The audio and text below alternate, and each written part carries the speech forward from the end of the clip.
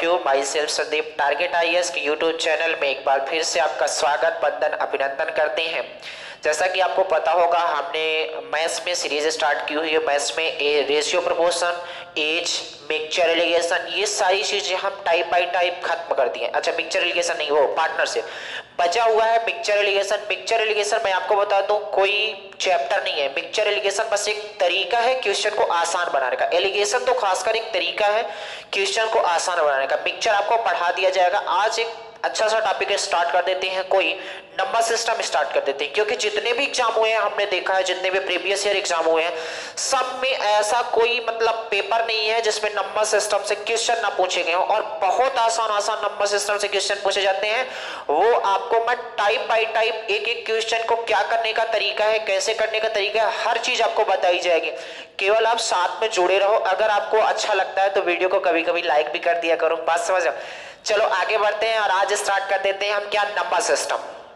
Number system थोड़ा बड़ा topic है। नंबर सिस्टम में कम से कम 7 से 8 टाइप क्वेश्चन बनते हैं और एक टाइप ही कम से कम 2 से 3 दिन चलता है। कहने का मतलब नंबर सिस्टम एक अपने आप में बहुत बड़ा टॉपिक है। एक्चुअली में देखा जाए नंबर सिस्टम एडवांस में भी आप काउंट कर सकते हो, अर्थमेटिक में भी काउंट कर सकते हो। मैं अर्थमेटिक पढ़ा रहा हूँ, लेकिन मैं ये देखा हूँ कि जितने भी एग्जाम हाल फिलहाल में हुए हैं, चाहे एनटीपीसी का आने वाला है, ग्रुप डी का आने वाला है, जेल प्रहरी का आने वाला है, पुलिस, किसी भी एग्जाम का पेपर आप प्रीवियस ईयर उठा के देखो, नंबर सिस्टम की वेटेज सबसे ज्यादा होती है। इसलिए मैंने सोचा नंबर सिस्टम को हम पहले खत्म कर देते हैं।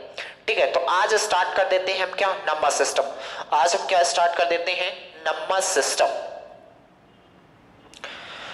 चलो तो हेडिंग बना लो आप, नंबर सिस्टम।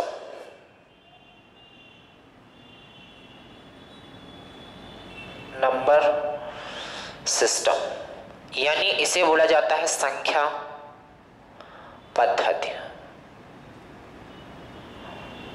ठीक है, जैसे आपके घर को चलाने के लिए या कोई भी काम करने के लिए एक सिस्टम होता है। सिस्टम का मतलब होता है, जैसे कुछ लोग अपने आप में सिस्टम होते हैं, कहते हैं मैं यहाँ का सिस्टम, वो वाला सिस्टम यहाँ नहीं चल रहा है। कहने का मतलब किसी भी चीज को चलाने के लिए एक तरीका होता है, तरीके को ही सिस्टम बोला जाता है। तो उसी तरीके से नंबर को रिप्रेजेंट करने के लिए, जिस सिस्टम को यूज किया जाता है उसी को बोला जाता है नंबर सिस्टम। बात समझिए।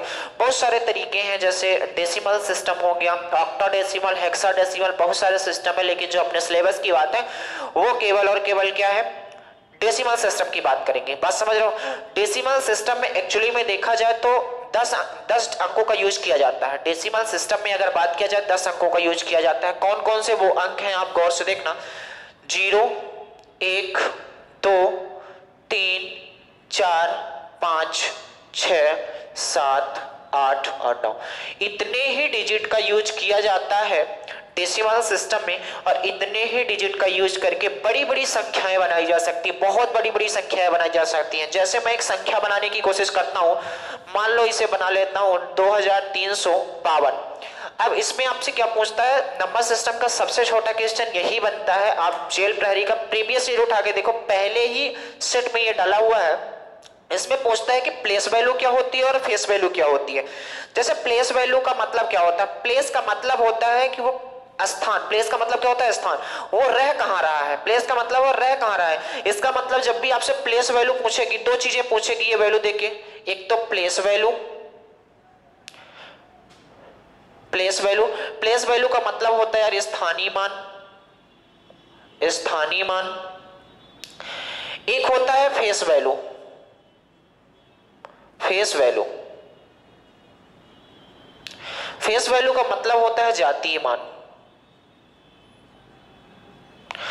तो क्या होता है प्लेस वैल्यू और क्या होती है फेस वैल्यू, यहीं से आप समझ लो, छोटा सा कॉन्सेप्ट है। प्लेस वैल्यू का, जैसे मैं आपसे बोलता हूं कि बता दो 3 की प्लेस वैल्यू क्या है, 3 की प्लेस वैल्यू क्या है, तो आपको जब प्लेस वैल्यू निकालने की बात आएगी तो आपको कुछ नहीं करना है, पहले क्या लिख लेना है, 3 की प्लेस वैल्यू पूछ रहा है तो आप 3 लिख लो। इसके बाद आप इधर देखो कितने अंक हैं, तो आप बताओगे 2 अंक हैं, 2 जीरो बढ़ा लो। मतलब 3 की अगर प्लेस वैल्यू की बात करेगा तो जो 3 है वो 100 के स्थान पे है। 3 कहां है, 100 के स्थान पे है, तो ये दिखा रहा 3 100 के स्थान पे है। बात समझ गए। तो 3 की जो प्लेस वैल्यू है कितनी है, 300। तो हमने प्लेस वैल्यू की क्या बात की, जैसे यही पास पूछा जाता कि आप बता दो 5 की प्लेस वैल्यू क्या होगी, तो आप बोलोगे 5, इसके अंक कितने अंक है 1, तो आप बताओगे 5 की जो प्लेस वैल्यू होगी वो कितनी हो जाएगी 50 हो जाएगी। अगर आपसे पूछा जाता है कि आप बता दो इसमें 2 2 है तो इससे पूछा नहीं जाएगा। यही पास अगर पूछा जाता कि आप बता दो 3 की फेस वैल्यू क्या होगी, क्या 3 की फेस वैल्यू क्या होगी, तो आपको कुछ नहीं करना था। जैसे पूछा जाए कि आपकी फेस वैल्यू क्या है, तो आप बोलोगे मेरा फेस जैसा दिख रहा है वैसा ही होगा, इसके अलावा कैसा हो सकता है। बात समझ आओ, कुछ लोग होते हैं अपने चेहरे के रंग बदल देते हैं, तो उससे नहीं। ये 3 कैसा दिख रहा है, तो आप बोलोगे 3 की तरह दिख रहा है, तो बोलो फेस वैल्यू कितना होगा 3 होगा। उम्मीद करते हैं ये बात समझ गए होंगे, प्लेस वैल्यू और फेस वैल्यू का कॉन्सेप्ट। तो क्वेश्चन कैसे आता है, आपसे ये पूछा जाएगा कि ये नंबर दे देगा, और ये नंबर देने के बाद आपसे पूछेगा कि आप बता दो 3 की प्लेस वैल्यू और 3 की फेस वैल्यू में अंतर कितना है, या कि 3 की प्लेस वैल्यू और 3 की फेस वैल्यू में योग कितना है। तो 3 की प्लेस वैल्यू कितनी आई है 300, 3 की फेस वैल्यू कितनी आई है, अगर 3 माइनस करने को कहता है तो आप कह सकते हो कितना हो जाएगा 297। अगर जोड़ने की बात करता है तो आप बोलोगे 303। उम्मीद करते हैं आप प्लेस वैल्यू और फेस वैल्यू के कॉन्सेप्ट को समझ पाए होंगे, छोटा सा था हमने जल्दी से बता दिया, ठीक है। अब बात आती है कि हम नंबर सिस्टम में पढ़ेंगे क्या क्या। पहले हम देख लेते हैं कितने टाइप बाय टाइप क्वेश्चन पढ़ेंगे, इसके बाद पहला टाइप उठाएंगे और पहला टाइप स्टार्ट कर देंगे, ठीक है। चलो टाइप्स ऑफ क्वेश्चन, आप हेडिंग डालो types of question number system. Number system में कितने टाइप से क्वेश्चन बनते हैं। जैसे पहला टाइप है, आपको पहले ही चीज हम पढ़ाएंगे आपको classification of number. Types of question आप डाल लो, टाइप्स ऑफ क्वेश्चन। कितने टाइप के क्वेश्चन पढ़ाएंगे। पहला जो हम आपको पढ़ाएंगे वो पढ़ाएंगे classification of number, classification of number. Classification of number का मतलब होता है, हिंदी में लिख देता हूं, संख्याओं का वर्गीकरण, संख्याओं का वर्गीकरण। सबसे पहले पढ़ेंगे कि क्लासिफिकेशन ऑफ नंबर का मतलब ये होता है नंबर कितने प्रकार से होते हैं, कौन सम होता है, कौन विषम होता है, कौन परिमेय होता है, कौन अपरिमेय होता है, कौन रियल नंबर होता है, कौन इमेजिनरी नंबर होता है, कौन डेसिमल होता है, कौन इंटीजर होता है, हर चीज पढ़ेंगे क्लासिफिकेशन ऑफ। जब तक आप नंबर नहीं पहचानोगे तब तक नंबर सिस्टम का पढ़ने का कोई मतलब नहीं है। बस समझो, पहला क्या पढ़ेंगे क्लासिफिकेशन ऑफ नंबर। दूसरा इसी में पढ़ेंगे हम डिविजुअलिटी रूल। क्या डिविजुअलिटी रूल, डिविजुअलिटी रूल। आप एक बेहतरीन नोट्स बनाते जाओ, इससे ज्यादा आपको पढ़ने की जरूरत भी नहीं है। जो व्यापक की तैयारी कर रहे हो या कि पुलिस एसआई या किसी भी चीज की तैयारी कर रहे हो, इससे बाहर आपको कुछ भी पढ़ने की जरूरत नहीं है। आप कहीं भी पेड कोर्स ले लो, कुछ ले लो, लेकिन इससे ज्यादा पढ़ने की जरूरत नहीं है। डिविजुअलिटी रूल की अगर बात करते हैं तो डिविजुअलिटी रूल का मतलब क्या होता है, विभाज्यता का नियम, विभाज्यता का नियम,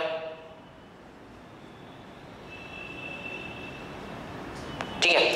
इसके बाद डिविजुअलिटी रूल के आगे आते हैं तो आपको हम इसमें थोड़ा सा, हालांकि इसका पार्ट नहीं है लेकिन हम आपको बताएंगे स्क्वायर, स्क्वायर रूट,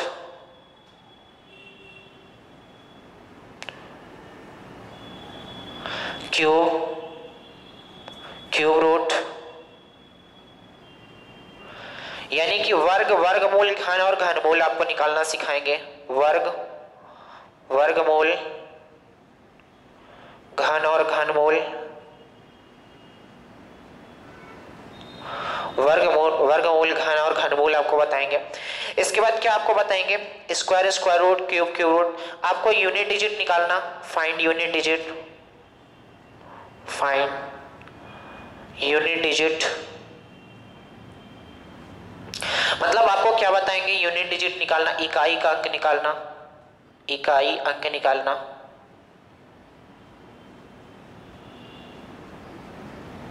ठीक है। इसके बाद आपको क्या पढ़ाया जाएगा, रिमाइंडर थ्योरम,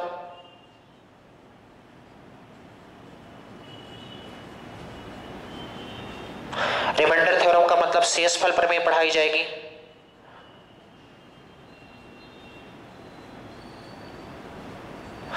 ये बात समझ में क्या क्या पढ़ा, classification of number, divisibility rule, square, square root, cube, cube root पढ़ाया जाएगा। इसके बाद यूनिट डिजिट क्या होती है ये पढ़ाएंगे। इसके बाद आपको रिमाइंडर थ्योरम पढ़ाई जाएगी क्या होती है। इसके बाद आपको पढ़ाई जाएगी एपी, जीपी और HP, arithmetical progression, geometrical progression, harmonic progression, AP, GP और एचपी पढ़ाई जाएगी, मतलब अर्थमेटिकल प्रोग्रेशन, ज्योमेट्रिकल प्रोग्रेशन और हार्मोनिक प्रोग्रेशन, इतनी बातें पढ़ाई जाएंगी। कुछ छूट तो नहीं रहा? ठीक है, इतनी ही चीजें आपको इसमें पढ़ाई जाएंगी। अगर कुछ चीजें छूट रही होंगी तो मैं उसे भी इंक्लूड करने की कोशिश करूंगा। वैसे हमारे हिसाब से कुछ चीजें छूट नहीं रही है। क्लासिफिकेशन, अच्छा हाँ, नंबर ऑफ जीरोज फाइंड करना आपको सिखाएंगे। Number of zeros, number of zeros, number of zeros निकालने के मतलब इसे मल्टीप्लाई किया जाएगा, कितने जीरो आएंगे, ये चीजें हम बताएंगे। हालांकि ये number of zeros normal exam में कभी नहीं आता, ये एसएससी में आता है। तो आपको जितने भी टॉपिक पढ़ने हैं, सारे टॉपिक पढ़ने हैं, लेकिन आपको यहां तक, अगर आप वनडे एग्जाम की भी तैयारी कर रहे हो तो यहां तक से क्वेश्चन भर भर के आते हैं। चाहे वनडे एग्जाम, चाहे का 4th ग्रेड का क्यों ना दो एग्जाम, इससे क्वेश्चन आते हैं। रिमाइंडर थ्योरम से भी आता है। मान लो वहां लेवल थोड़ा कमजोर हो जाएगा, ये हो जाएगा 25 को 4 से डिवाइड करोगे, बताओ शेषफल कितना आएगा? बात समझ गए? जब थोड़ा से और बड़े में जाओगे, पुलिस में ही अच्छे क्वेश्चन रिमाइंडर थ्योरम से आते हैं। यूनिट डिजिट में आता है कि आप इससे डिवाइड करोगे तो यूनिट डिजिट कितनी आएगी। स्क्वायर रूट से आता है, दे देगा आपको बड़ा सा नंबर दे देगा, पूछेगा ये किसका स्क्वायर रूट है या किसका स्क्वायर करके दिखाओ। डिविजिबिलिटी रूल से आते हैं, बीच में स्टार बना के दे देगा, आपसे पूछेगा कि आप बताओ इस स्टार की जगह वह छोटी से छोटी कौन सी संख्या रख दिया जाए कि इससे पूरी तरीके से विभाजित हो जाए। या क्लासिफिकेशन ऑफ नंबर से कैसे कैसे क्वेश्चन बनते हैं, ये चीजें अब जब हम पढ़ेंगे तो समझ में आएगा। तो चलो पहली ही हेडिंग बना लेते हैं, classification of number. Classification of number,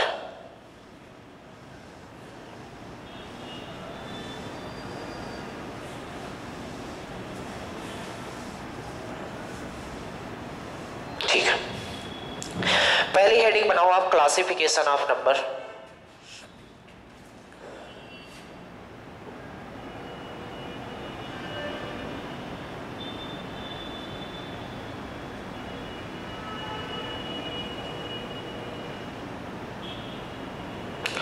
क्या होगा? संख्याओं का वर्गीकरण।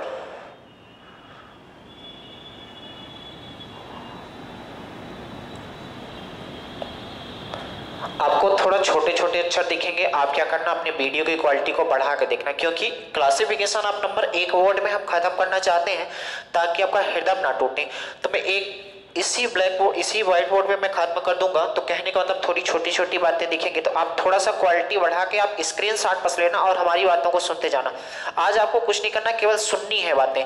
एक बार सुनने के बाद आप क्या करोगे, दोबारा जब देखोगे तो वही चीजें लिखोगे। हालांकि मैं प्रयास कर रहा हूँ कि ये जो चीजें यहाँ पास हम बोलेंगे हूबहू वही वाली पीडीएफ आपको डिस्क्रिप्शन में मिल जाएगी। वहां नहीं मिल पाएगी तो मिलेगी, ये बात कंफर्म है, मिलेगी ये बात कंफर्म है। लेकिन अगर वहां नहीं मिल पाएगी तो आपको टारगेट आईएएस के टेलीग्राम चैनल पे कंफर्म मिल जाएगी। तो जो जो नहीं जुड़े वहां जुड़ सकते हो। जो जो चीजें यहाँ हम बताएंगे हूबहू वो चीजें वहां लिख ही पाओगे, ठीक है। तो आपको कुछ करने की जरूरत नहीं है, बस आप धीरे धीरे पढ़ते जाओ। तो क्लासिफिकेशन ऑफ नंबर की बात किया जाए तो नंबर, क्लासिफिकेशन ऑफ नंबर का मतलब होता है नंबर कितने प्रकार से होते हैं। तो गौर से देखना, दुनिया में जितने भी नंबर होते हैं, दुनिया में जितने भी नंबर होते हैं जो एक्चुअल में होते हैं और जो नहीं होते, जिन्हें केवल हम सोचते हैं, तो कहने का मतलब ये है उनको सबको एक साथ मिला दिया जाए तो उनको बोला जाता है कॉम्प्लेक्स नंबर। क्या? Complex number.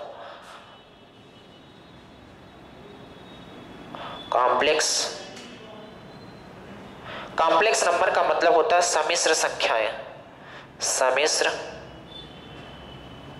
संख्याएं। कहने का मतलब यह है कि दुनिया में जितने भी नंबर होते हैं, जैसे जो होते हैं और जो नहीं होते, होते कौन कौन से हैं गौर से देखना। एग्जाम्पल की अगर हम बात कर लें तो होगा 2 हो गया, 3 हो गया, 0 हो गया, -2 हो गया, 0.3 हो गया, √3 हो गया, √5 हो गया। लेकिन आपने कभी ये चीज नहीं देखी होगी यार, -√5 कभी नहीं देखे होंगे, -√6 कभी नहीं देखे होंगे। केवल ये मतलब एज्यूम कर सकते हो, इमेज कर सकते हो कि ये चीज हो सकती है। जैसे आपने √5 देखा तो ये भी सोच सकते हो यार कि √-5 भी हो सकता है। बस समझो, सोचना है अपनी जिंदगी में, किसी को आप सोच सकते हो, जरूरी नहीं है कि वो आपकी जिंदगी में हो ही हो। सोचना मेरा काम है, आना ना आना उनका काम है। बात समझिए कि जैसे आप सोच लेते हो कि यार ये मेरी जिंदगी है, लेकिन है नहीं।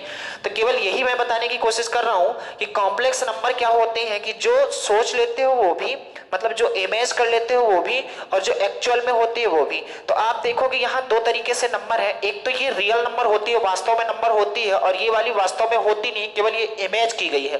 तो आप बोलोगे कॉम्प्लेक्स नंबर को 2 तरीके से हम डिवाइड कर सकते हैं। कौन कौन से तरीके से डिवाइड कर सकते हैं आप गौर से देखना, मैं यहाँ डिवाइड करने की कोशिश करता हूँ। तो 2 तरीके से डिवाइड कैसे करूंगा, तो आप बोलोगे एक होगा रियल नंबर, जो एक्चुअल में होता है। रियल नंबर का मतलब होता है वास्तविक संख्याएं, वास्तविक संख्याएं। दूसरी होती है इमेजिनरी नंबर, इमेजिनरी नंबर, यानी इसे बोला जाता है काल्पनिक संख्याएं। क्या?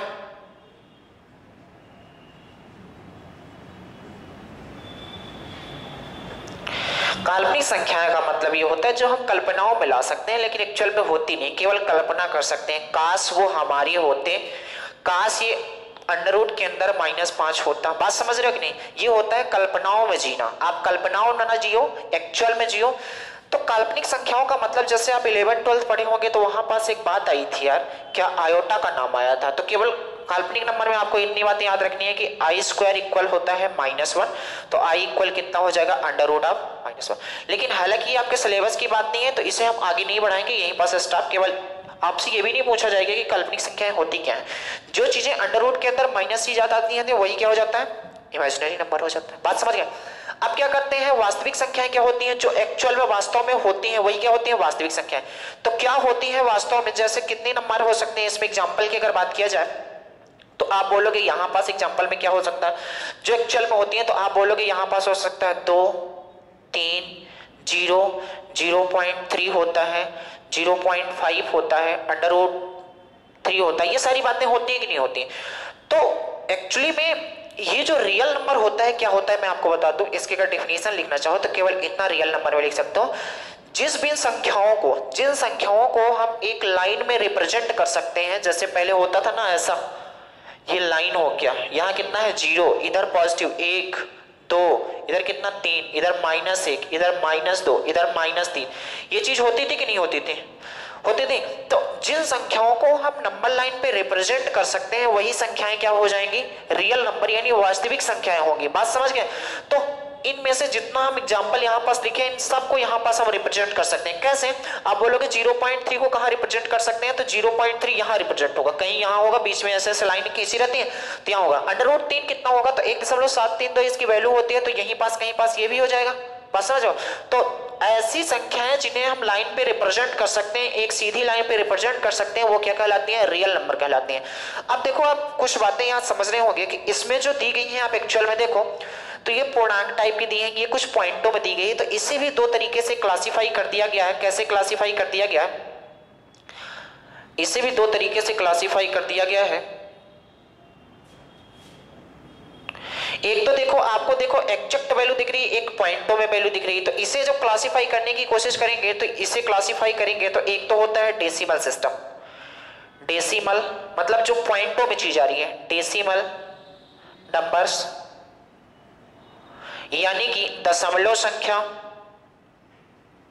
दशमलव संख्या, ठीक है। दशमलव संख्या का एग्जांपल आप जैसे समझो कैसे होगा। दशमलव संख्या का मतलब क्या हो जाएगा, तो आप बोलोगे यार यहाँ क्या हो जाएगा 0.3, 0.3333 ऐसा कुछ बढ़ता जाता है, ऐसा भी होता है। या कि फिर ऐसा भी होता है 0.35621, इसका कोई पैटर्न नहीं फॉलो नहीं होता, तो ये हो जाता है। एक ये वाला हो गया डेसिमल नंबर। एक होता है इंटीजर। क्या होता है? इंटीजर। इंटीजर यानी होता है पूर्णांक संख्या। पूर्णांक का मतलब होता है कि जो फ्रैक्शन में है पूरा पूरा है। जैसे एग्जांपल से आप समझो कि जैसे वो 2 हो गया, 3 हो गया, 0 हो गया, -1 हो गया, -2 हो गया।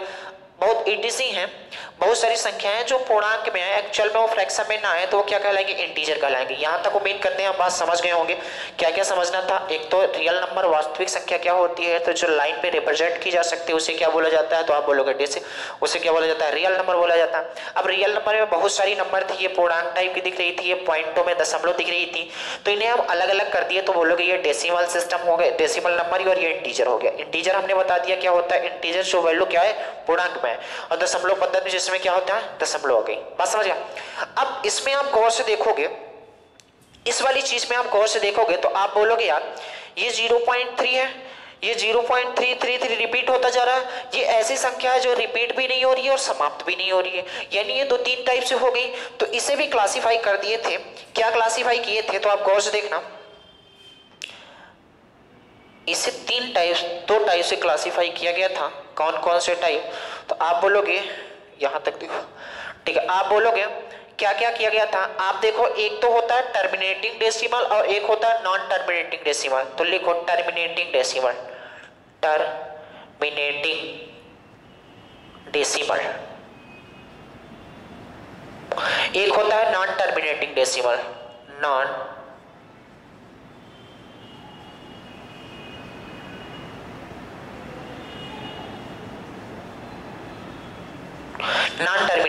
Terminating decimal. जैसे हिंदी में आपने पढ़ा होगा शांत दशमलव। क्या? शांत दशमलव। टर्मिनेट का मतलब होता है समाप्त होना। इसे क्या बोला जाता है? अशांत दशमलव।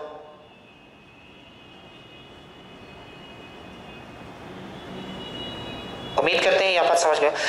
तो टर्मिनेटिंग डेसिमल कैसा होता है? टर्मिनेटिंग डेसिमल का मतलब होता है कि टर्मिनेट हो जाना। दिस मेट्रो इज टर्मिनेट का मतलब होता है कि मेट्रो यहाँ से समाप्त हो गई है। तो ऐसी संख्या जिन्हें समाप्त किया जा सकता है उसे क्या बोला जा सकता है? Terminating decimal. कहने का मतलब की है, एग्जाम्पल अगर आप यहाँ पास देखना चाहो तो एग्जाम्पल क्या लिख सकते हो? जैसे 0.35 स्टॉप हो गया, इसके बाद कुछ नहीं बढ़ा, बस खत्म हो गई। इसके बाद 0.54 ये भी खत्म हो गया। उम्मीद करते हैं ये बात समझ गए होंगे। टर्मिनेटिंग का मतलब होता है ऐसा दशमलव जिसे हम समाप्त कर सकते हैं, वो क्या होगा? टर्मिनेटिंग डेसिमल होगा। नॉन टर्मिनेटिंग का मतलब अशांत दशमलव का मतलब होता है जिन्हें हम समाप्त नहीं कर सकते हैं, वो क्या कहलाएगा? नॉन टर्मिनेटिंग यानी अशांत दशमलव। एग्जाम्पल की अगर बात करें तो ये एग्जाम्पल में क्या क्या आएगा? जैसे आप समझो 0.3333 ऐसा बढ़ता जाए, एक एग्जाम्पल ये हो गया। एक एग्जाम्पल ऐसा भी लिख सकते हो 0.563215 ये कोई पैटर्न ही फॉलो नहीं कर रहा है। एक होता है कि देखो ये पैटर्न फॉलो कर रहा है, ये एक पैटर्न फॉलो नहीं कर रहा है। तो आप यहां से कह सकते हो कि टर्मिनेटिंग डेसिमल क्या है? 0.35। टर्मिनेटिंग का मतलब होता है टर्मिनेट हो जाना, खत्म हो जाना, तो ये खत्म हो सकता है। नॉन टर्मिनेटिंग का मतलब होता है अशांत दशमलव जो खत्म ही ना हो, बार बार चलता जाए, उसे क्या बोला जाता है? नॉन टर्मिनेटिंग डेसिमल बोला जाता है। आप यहां से गौर से देखोगे तो ये वाली वैल्यू बार बार रिपीट हो रही है, जबकि यहां कोई वैल्यू रिपीट नहीं हो रही है। हो रही क्या? नहीं। तो इसे भी दो तरीके से, नॉन टर्मिनेटिंग डेसिमल को भी दो तरीके से डिवाइड कर दिया गया। एक को दे दिया गया रिपीटिंग डेसिमल, एक को बता दिया गया नॉन रिपीटिंग डेसिमल। कहने का मतलब ये देखो बार बार रिपीट हो रहा है, ये नहीं रिपीट हो रहा है, तो इसी को डिवाइड करके बोल दिया गया रिपीटिंग डेसिमल, और क्या बोल दिया गया? Non repeating decimal. तो आप यहां तक लिख लो यार, बोर्ड में थोड़ा सा छोटा है, इसलिए क्या करते हैं, इसे मिटाने की कोशिश करते हैं, फिर आगे बढ़ते हैं। आपको अगर हम ऊपर से लिखेंगे तो बिल्कुल यहीं से आपको लिखना है। आप इतनी बातें पहले बना लो, एक बार स्क्रीनशॉट ले सकते हो आराम से, कोई दिक्कत नहीं है। स्क्रीनशॉट ले लो, फिर इसके बाद हम आगे बढ़ते हैं। ठीक है, चलो आगे बढ़े। इसे थोड़ा सा मिटाते हैं। तो हम कहां तक आ गए हैं? रिपीटिंग डेसिमल और नॉन रिपीटिंग डेसिमल में आ गए हैं। तो इसे थोड़ा सा मिटाते हैं हम।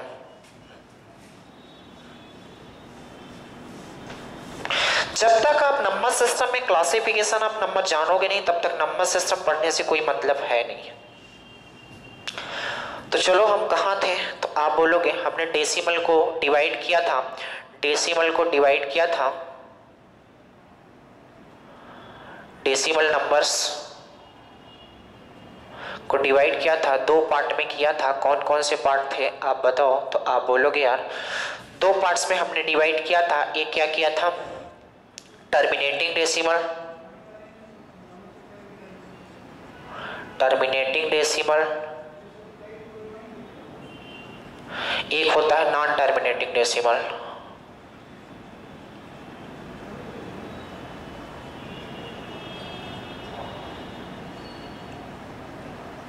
हमने इसके एग्जांपल बताया कौन कौन से होते हैं। टर्मिनेटिंग का मतलब क्या होता है बेटा?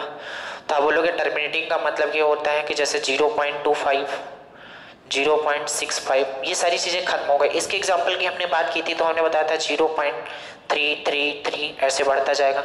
इसके बाद किया जाए 0.6538, ये कोई पैटर्न ही फॉलो नहीं कर रहा है, इसकी बात छोड़ दो। अब हमने बताया था, यहां तक हम बता दिए थे। इसके बाद हमने बताया था कि आप गौर से देखोगे तो एक वैल्यू है जो यहाँ बार बार रिपीट हो रही है, एक वैल्यू है ना तो कोई पैटर्न फॉलो कर रही है और ना ही रिपीट हो रही है। बात समझ रहे हो?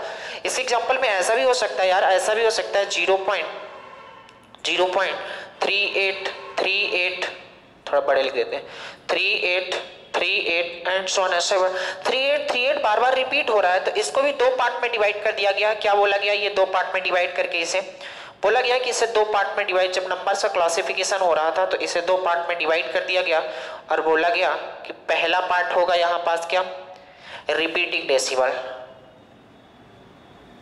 रिपीटिंग डेसिमल इसे बोला जाता है एक्चुअली में हिंदी में पुनरावृत्ति हो रही है, रिपीटिंग डेसिमल। आप हिंदी देख लेना, नॉन रिपीटिंग डेसिमल।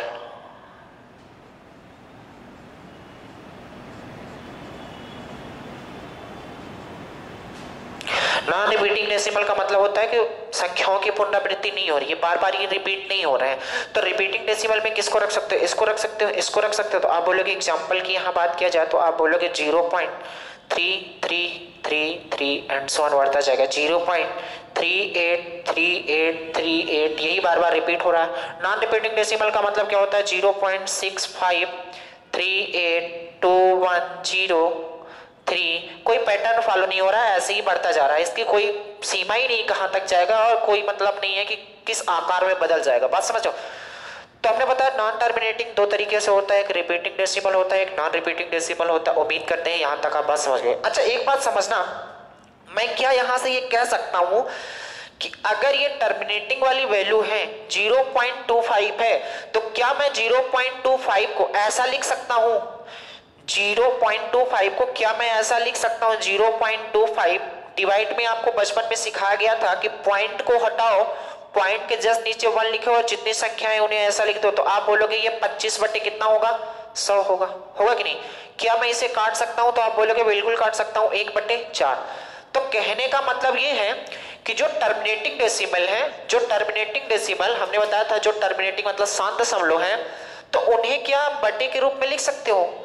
जो टर्मिनेटिंग डेसिमल है क्या उन्हें आप p बटे q के रूप में लिख सकते हो? तो वो लोग बिल्कुल लिख सकता हूं, लिख सकता हूं कि नहीं? आप देख लो, टर्मिनेटिंग डेसिमल को p बटे q के रूप में लिख सकते हो, हाँ या ना? टर्मिनेटिंग डेसिमल को आप p बटे q के रूप में लिख सकते हो कि नहीं? 0.25 को 1/4 लिख सकते हो कि नहीं? तो आप बोलोगे बिल्कुल p बटे q के रूप में हम लिख सकते हैं। इसे भी p बटे q के रूप में लिख सकते हो। यहां आते हैं, तो आपने पढ़ा होगा, अगर नहीं पढ़ा होगा तो हम बताएंगे आपको। इस वाले जो 0.3333 बार बार बढ़ता जाता है, इसका मतलब क्या है? तो आप बोलोगे 0.3 के ऊपर एक बार का साइन लगा दिया जाए, इसका मतलब 3 ही बार बार रिपीट हो रहा है। इसको भी लिख सकते हैं क्या, 0.38 के ऊपर बार लगा दो।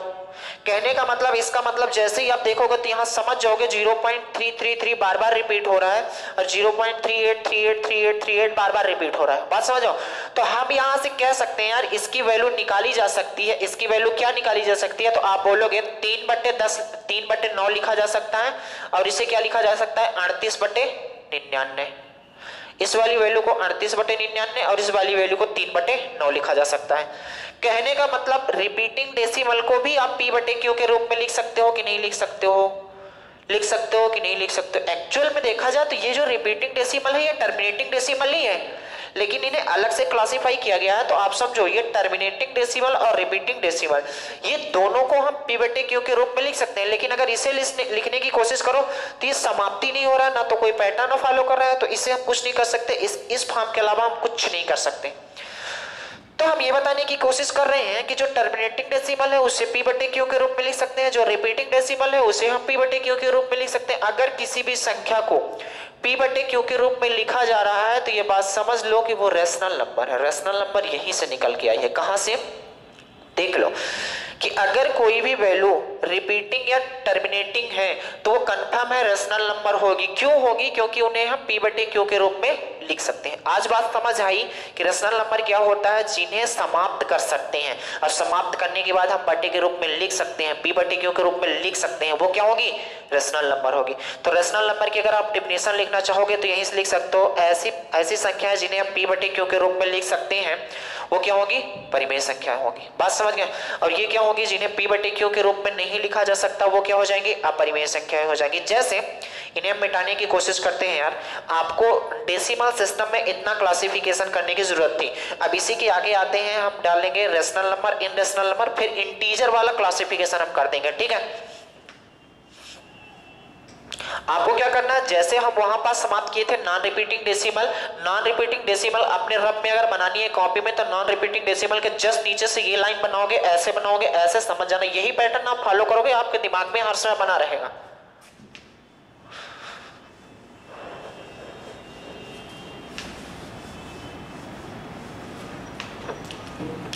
चलो बात करते हैं रेशनल नंबर क्या होती है यार। रेशनल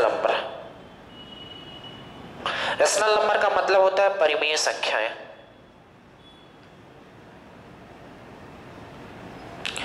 देखो परिमेय संख्या अभी हमने बताया है कि P अपान Q के रूप में जिन संख्याओं को लिखा जा सकता है, P अपान Q के रूप में जिन संख्याओं को लिखा जा सकता है, लेकिन Q इज नॉट इक्वल 0 होना चाहिए। ये बात समझ लो, Q 0 के बराबर नहीं होना चाहिए। जैसे हमने बताया था, इसके एग्जाम्पल की बात करें, ये डिफिनीशन केवल हम बोल रहे हैं, लिखेंगे नहीं। आपको अगर चाहिए तो PDF आपको मैंने बताया टेलीग्राम या फिर इसी वीडियो के डिस्क्रिप्शन में आपको दे दिया जाएगा, ठीक है।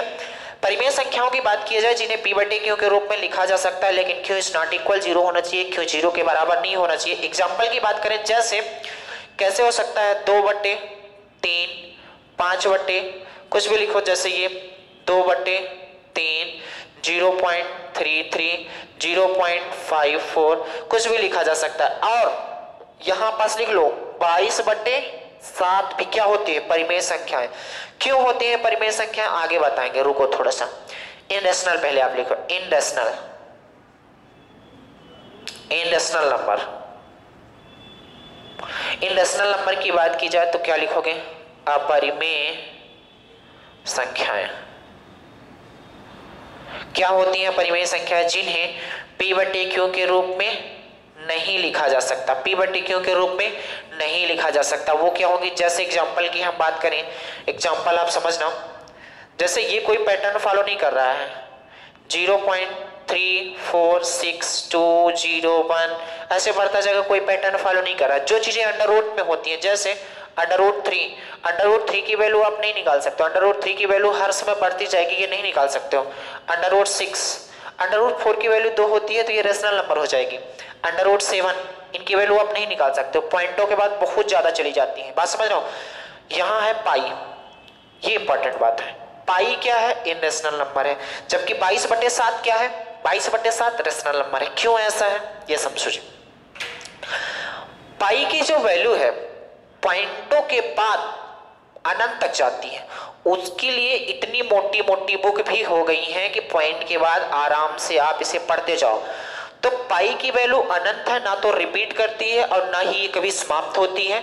ये जो पाई की वैल्यू 22 बटे 7 मान ली गई है, एग्जैक्ट वैल्यू नहीं है, अप्रॉक्सीमेट वैल्यू है। कहने का मतलब है कि लगभग 22 बटे 7 को माना गया है, एग्जैक्ट वैल्यू नहीं है। जबकि 22 बटे 7 को देखो P बटे Q के रूप में लिखा भी जा रहा है, और 22 बटे 7 को जब आप भाग देने की कोशिश करोगे तो 7 से 8 अंकों बाद ये अपने आप को रिपीट करना स्टार्ट कर देगा। कंफर्म है, 7 से 8 अंकों बाद अपने आप को रिपीट करना स्टार्ट कर देगा। तो ये बात आपको याद रखना है कि जो पाई है वो इनरेशनल नंबर है, जबकि जो 22 बटे 7 है वो रेशनल नंबर है। उम्मीद करते हैं इतनी बातें समझ गए होंगे, ठीक है। चलो आगे बढ़ते हैं। अब बात करते हैं, जैसे हमने डेसिमल नंबर का हमने क्लासिफिकेशन कर लिया, आपको बताया था कि उधर बगल में इंटीजर भी पड़ा हुआ है, इंटीजर का भी क्लासिफिकेशन जल्दी से कर लेते हैं। तो चलो हेडिंग डाल लो आप, इंटीजर।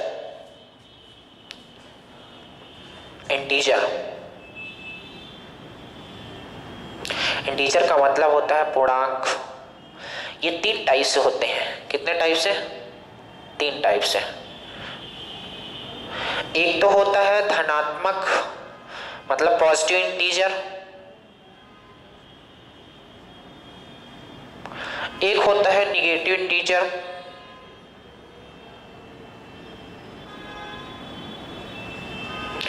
ऋणात्मक पूर्णांक। और जीरो ना तो धनात्मक होता है और ना ही ऋणात्मक होता है, ये न्यूट्रल होता है एकदम से। तो आप बोलोगे धनात्मक का मतलब क्या हो गया, 1 2, एग्जाम्पल की बात कर रहा हूं, 1 हो गया, 2 हो गया, 3 हो गया, 4 हो गया, एंड सो ऑन, इन्फिनिटी तक चला जाएगा। जीरो ना तो धनात्मक है,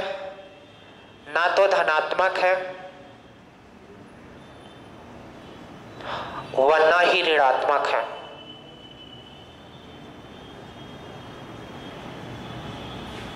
इसके बाद निगेटिव इंटीजर की बात किया जाए, जैसे आप समझो इन्फिनिटी से लेके कितना हो जाएगा -3, -2, -1, ये होता है निगेटिव। निगेटिव इंटीजर का मतलब जिसके साथ माइनस लगा हो, पॉजिटिव का मतलब जिसके साथ पॉजिटिव लगा। जीरो को आपको अलग रखना है, जीरो ना तो पॉजिटिव होता है और ना ही निगेटिव होता है, बस इतना ही था।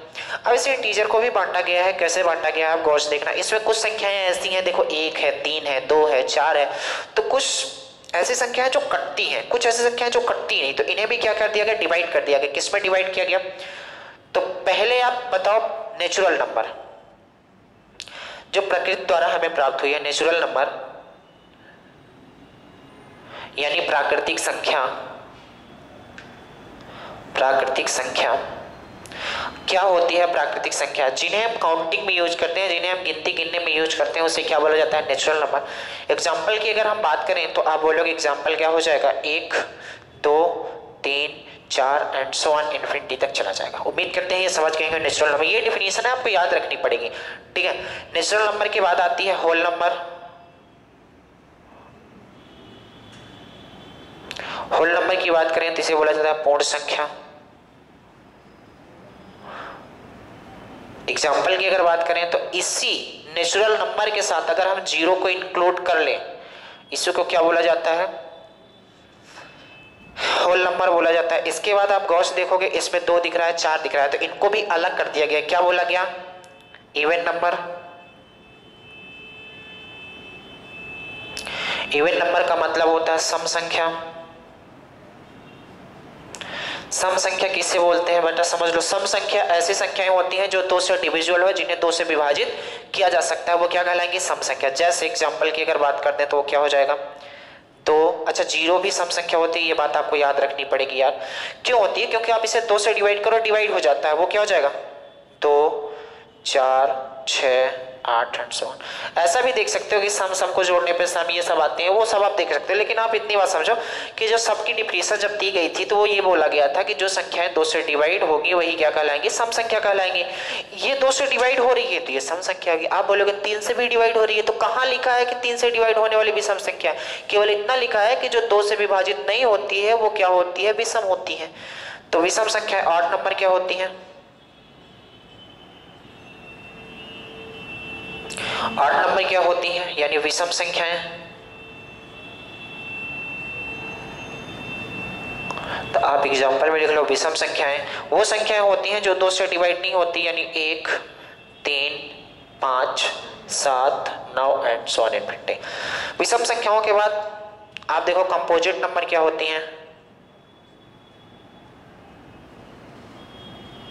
कंपोजिट नंबर यानी क्या, भाज्य संख्या। भाज्य संख्या की बात की जाए क्या होता है, एग्जाम्पल मैं आपको दे देता हूं। चलो भाज्य संख्या की बात कर लेते हैं, इसमें लोग बहुत कंफ्यूजन होते हैं। भाज्य संख्या वो संख्याएं होती हैं जिसके 2 से ज्यादा फैक्टर होते हैं। भाज्य संख्याएं वो संख्याएं होती हैं जिसके 2 से ज्यादा फैक्टर होते हैं। जैसे आप समझो, मैं यहां लिखता हूं एक संख्या लिखता हूं, क्या लिखता हूं, जैसे मान लो लिखता हूं 3, तो 3 आप बताओ इसके कितने फैक्टर हैं, एक तो 1 से कटेगा, एक तो 3 से कटेगा, तो इसके कितने फैक्टर हुए, 2। लेकिन ये भाज्य नहीं है, क्यों, हमने क्या बोला है, भाज्य की डिफिनीशन आपको समझनी पड़ेगी। भाज्य की डिफिनीशन वो होती है जिसके 2 से ज्यादा फैक्टर हो, जिसके 2 से ज्यादा फैक्टर हो वो भाज्य संख्या कहलाती है।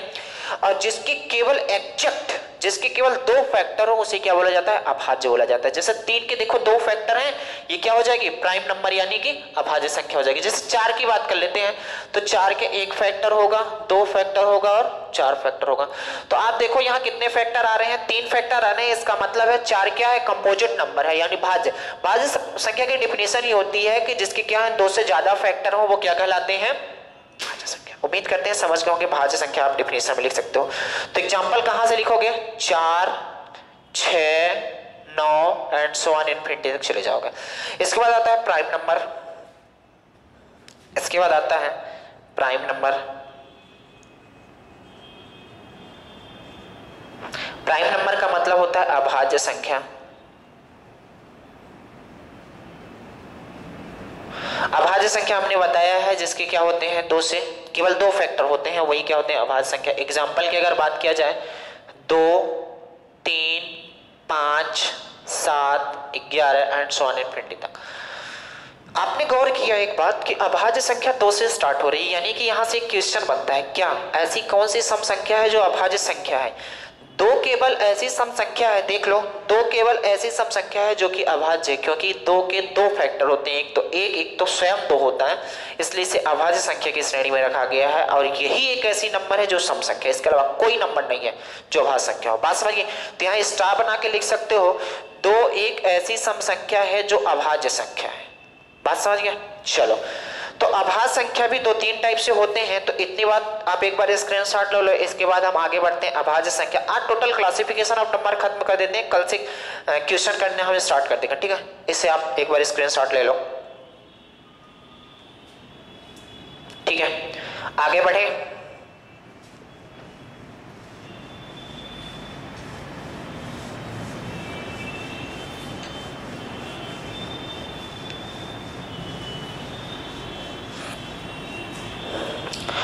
प्राइम नंबर की बात करते हैं। प्राइम नंबर हमने बताया थोड़ा इसका टाइप होते हैं, यानी अभाज्य संख्या,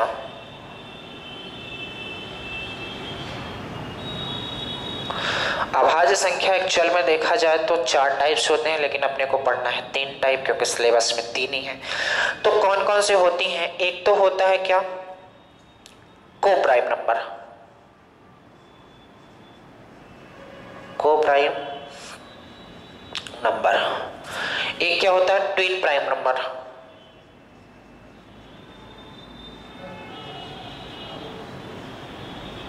ठीक है? एक होता है रिलेटिवली प्राइम नंबर,